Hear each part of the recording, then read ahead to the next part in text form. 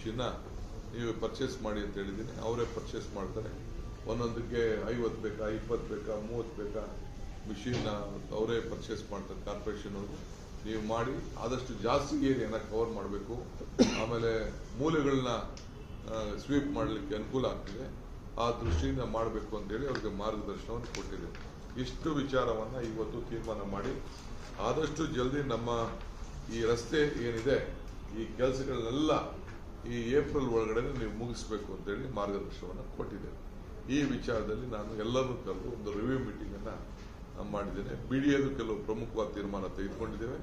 ಅದನ್ನು ನಾನು ಇನ್ನೊಂದು 2-3 ದಿನದಲ್ಲೇ ಇನ್ನೊಂದು ಪ್ರೆಸ್ ಕಾನ್ಫರೆನ್ಸ್ ಮಾಡಿ BDAದು ನಮ್ಮ ಚೇರ್ಮನ್ ಸಮ್ಮುಖದಲ್ಲಿ ನಾವು ನಿಮಗೆ ತಿಳಿಸ್ತೇವೆ.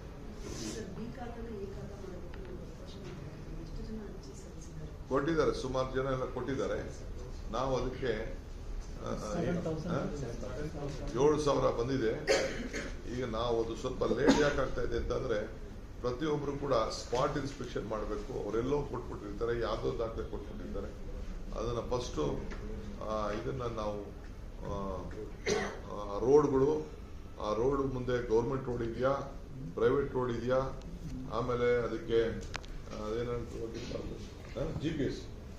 GPS ಚೆಕ್ ಮಾಡಬೇಕು. ಇಂಥ ಜಾಗದಲ್ಲಿ ಇಂಥ ದಾಖಲೆ ಇದೆ ಅಂತ ಕರೆಕ್ಟ್ ದಾಖಲೆ ಕೊಡಬೇಕು. ಅದಕ್ಕೆ ನಾವು ಆ ತೀರ್ಮಾನ ಮಾಡಿದ್ದು.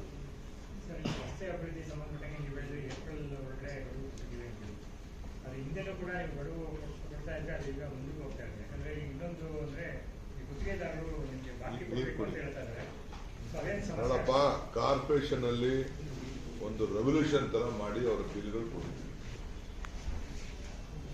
ಗುತ್ತಿಗೆದಾರರು ಬೇರೆ ಕಡೆ ಮಾತಾಡ್ತಾ ಇರ್ಬೋದು. ಬೆಂಗಳೂರು ಕಾರ್ಪೊರೇಷನ್ ಅಲ್ಲಿ ಆ ಸಮಸ್ಯೆ ಇಲ್ಲ. ಆ ಸಮಸ್ಯೆನ ನಾವು ಆದಷ್ಟು ಬಗೆಹರಿಸಿದ್ದೀವಿ. ಕೆಲವು ಇಶ್ಯೂಸ್ ಇದೆ, ಅದು ಬಿಟ್ಟರೆ ಮಿಕ್ಕಿದೆಲ್ಲ ಹೆಚ್ಚು ಕಮ್ಮಿ 90% ಮಾಡ್ತೀವಿ. 10% ಕೆಲವು ಟೆಕ್ನಿಕಲ್ ಪ್ರಾಬ್ಲಮ್ ಇದೆ, ಅದಕ್ಕೋಸ್ಕರ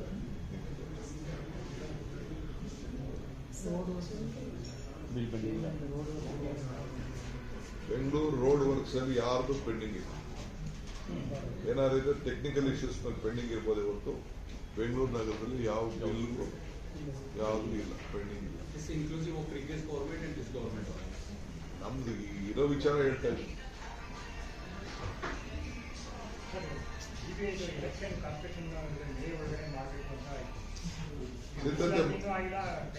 ಸಿದ್ಧತೆ ಮಾಡ್ಕೊಳ್ತಾ ಇದ್ದಾರೆ.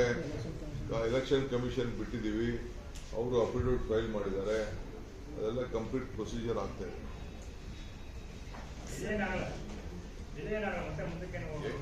ನಾನು ಕೇಳಿಲ್ಲ, ಎಲೆಕ್ಷನ್ ಕಮಿಷನ್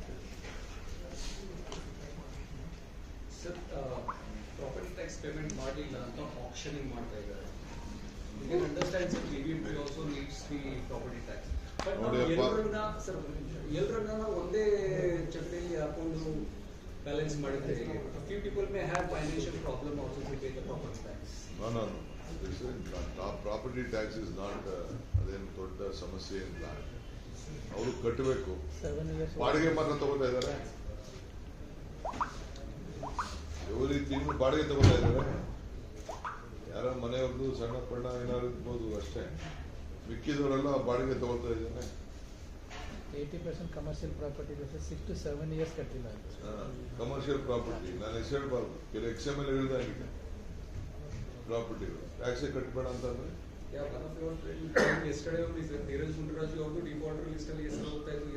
ಗೊತ್ತಿಲ್ಲ. I don't know the individual names, ಗೊತ್ತಿಲ್ಲ ನನಗೆ. ಪ್ರಾಪರ್ಟಿ ಟ್ಯಾಕ್ಸ್ ಕಟ್ಟಲಿಲ್ಲ ಅಂದ್ರೆ ಹೆಂಗ್ ನಡೆಸ್ಬೇಕು ನಾವು ಪ್ರಾಪರ್ಟಿ ಟ್ಯಾಕ್ಸ್ನ? ಬಾಡಿಗೆಗಳು ತಗೊಳ್ತಾ ಇದ್ದಾರೆ, ಕಮರ್ಷಿಯಲ್ ಇಟ್ಕೊಂಡಿದ್ದಾರೆ, ಬಾಡಿಗೆ ತಗೋತಾ ಇದ್ದಾರೆ. ಕೊಡ್ತೀವಿ ಮಾಡಿ, ಅದಕ್ಕೆ ಕೊಟ್ಟಿದ್ವಲ್ಲ one time settlement. One time settlement ಅದೆಲ್ಲ ನಾನು ಆಗಲ್ಲ, ಮಾಡಕ್ಕಾಗಲ್ಲ. ಫಸ್ಟ್ ಟ್ಯಾಕ್ಸ್ ಕಟ್ಟಿರೋದು. ಇವತ್ತು ಸುಮಾರು 70 ಸ್ವತ್ತುಗಳಿಗೆ ಸಂಬಂಧಪಟ್ಟಂಗೆ ಹರಾಜಾಗಿದೆ. ಕೇವಲ ಒಂದೇ ಒಂದು ಮಾತ್ರ ಬಿಟ್ಟಾಗಿದೆ.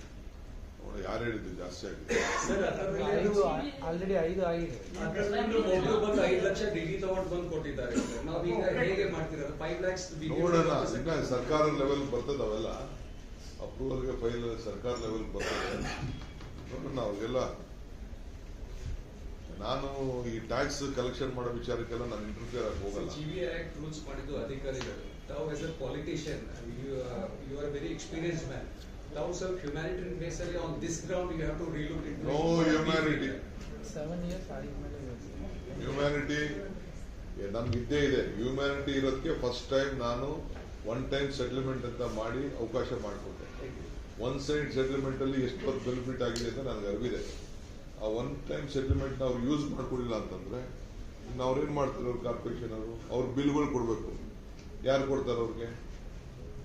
ಎಲ್ಲದಕ್ಕೂ ಕೋರ್ಟ್ಗಳಿಗೆ ಹೋಗ್ತಾರೆ, ಎಲ್ಲದಕ್ಕೂ ಹೋಗಿ ಕೋರ್ಟ್ಗಳು ಸ್ಟೇ ತರ್ತಾರೆ, ಎಲ್ಲ ಮಾಡ್ತಾರೆ.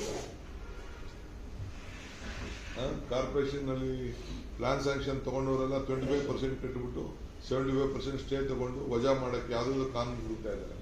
ಅವನ್ನೆಲ್ಲ ಬಿಟ್ಕೊಂಡು ಕೂತ್ಕೋತೀರಾ? ಒಬ್ರಿಗೂ ಪ್ಲಾನ್ ಕೊಡ್ಬೇಡಿ ಅಂತವ್ರಿಗೆ ಅಂತ ಹೇಳಿದ್ದೀನಿ. ಯಾವ ರಾಜ್ಯದಲ್ಲಿ ಬೇರೆ ರಾಜ್ಯದಲ್ಲೆಲ್ಲ ಡಬಲ್ ಇದೆ, ನಮ್ಮಲ್ಲೇ ಕಡಿಮೆ. ಅಂಥದ್ರಲ್ಲಿ ಕೆಲವು ಡೆವಲಪರ್ಸ್ ಎಲ್ಲ they are misusing their office. Sir ಮಂತ್ರಿ ತುಂಬಾ ಜಾಸ್ತಿ ಇದೆ ಅದು ಅಮೌಂಟ್ ಮೇಲೆ ಫಸ್ಟ್ ಸರ್ ಡಿಸೆಂಬರ್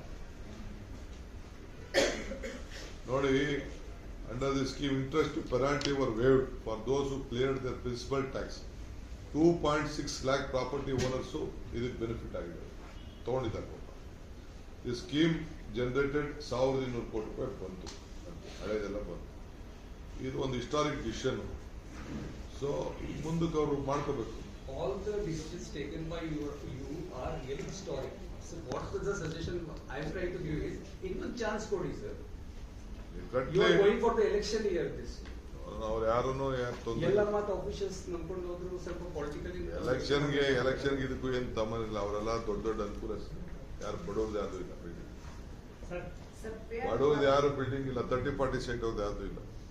ಅವ್ರಿಗೆ ತಾವು ಬಜೆಟ್ ಅಲ್ಲಿ actually you should give them exemptions also for political point of view. Sir ಮಂತ್ರಿ ಮಾಲು 35 ಕೋಟಿಗೆ ಹೆಚ್ಚು ಅಮೌಂಟ್ ಅದು ಉಳಿಸ್ಕೊಂಡಿದೆ.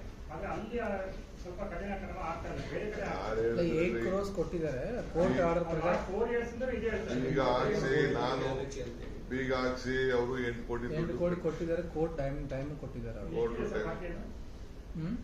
ಬಾಕಿ ಎಷ್ಟಿದೆ ಸರ್? ಇನ್ನು 20 crores ಇರಬೇಕು ಕೋರ್ಟ್. 20 ಕೋರ್ಟ್ ಡೈರೆಕ್ಷನ್ ಪ್ರಕಾರ ಕ್ಲೋಸ್ ಆಗಿದ ಮೇಲೆ ಕೋರ್ಟ್ ಅವರಿಗೆ ಇನ್ಸ್ಟಾಲ್ಮೆಂಟ್ ಕೊಡಬೇಕಂದ್ರೆ ಟೈಮ್ ಕೊಟ್ಟಿದ್ದಾರೆ. ಅದ್ರ ಪ್ರಕಾರ 8 crores ಕಟ್ಟಿಬಿಟ್ಟು ಓಪನ್ ಮಾಡಿದ್ದಾರೆ. ಸರ್ ಮನೆ ಮುಂದೆ ಗಾಡಿ ಪಾರ್ಕಿಂಗ್ ಮಾಡ್ತಾ ಇದ್ದಿದ್ದನ್ನ ತೆಗಿತೀವಿ. ಅದು ಆಮೇಲೆ ಮಾತಾಡ್ತೀನಿ ನಾನು. ಇನ್ನೊಂದು ದಿನ ಮಾತಾಡ್ತೀನಿ. ಶಿರಾಟಿ ಶಾಸಕ ಬಿಜೆಪಿ ಚಂದ್ರು ಲಮಾಣಿ ಅವರನ್ನ ಅರೆಸ್ಟ್ ಮಾಡಿದ್ದಾರೆ ಸರ್. ಲೋಕಾಯುಕ್ತ ಬಳಿ ಬಂದಿದ್ದಾರೆ. ಅದೆಲ್ಲ ನನಗೆ ಗೊತ್ತಿಲ್ಲ.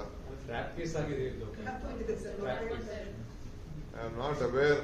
ನಾನು ನಿಮ್ಮ ಮಾತು ಕಟ್ಕೊಂಡು ಏಕ ಮಾತಾಡಲ್ಲ. ಫಸ್ಟ್ ಇನ್ಫಾರ್ಮೇಶನ್ ತಗೊಂಡು ಮಾತಾಡ್ತೀನಿ.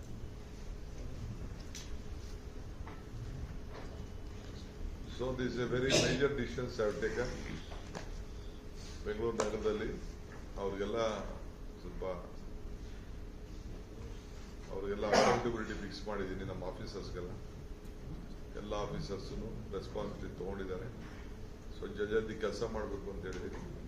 ಯಾರು ಬರಲಿ ಪೂಜೆ ಮಾಡಬೇಕು, MLA ಬರಬೇಕು, ಮಂತ್ರಿ ಬರಬೇಕು ಅಂತ ಯಾರು ಕಾಯಬಾರ್ದು. ನೀವು ಕೆಲಸ ಮಾಡಬೇಕು, ಆಮೇಲೆ ಕರ್ಕೊಂಡೋಗಿ ಪೂಜೆ ಮಾಡಿಸ್ಬೇಕು ಅಂತ ಹೇಳಿ. Don't wait for any inauguration.